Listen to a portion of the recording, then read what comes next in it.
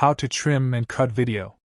To begin, I added a video to my timeline and I would like to trim or cut parts of it in the most efficient way possible. Move the playhead to where you want to remove the first of the clip, then use Selection tool and drag from the beginning of the clip to where the playhead is located. This is a trim.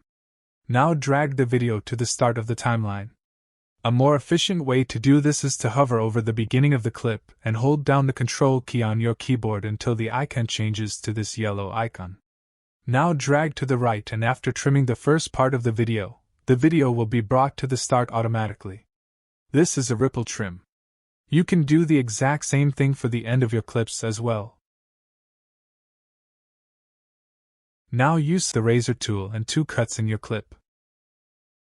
Select the Selection tool. Again, you can trim or ripple trim the start or end of cuts. Now select the middle clip and press Delete key to delete it. This is a delete. Undo the changes, then select the middle part again, but this time press Shift plus Delete keys to delete it. This is a ripple delete and causes your afterward clips to fill the gaps after deletion. Anyway guys, thanks for watching and I hope you found this useful.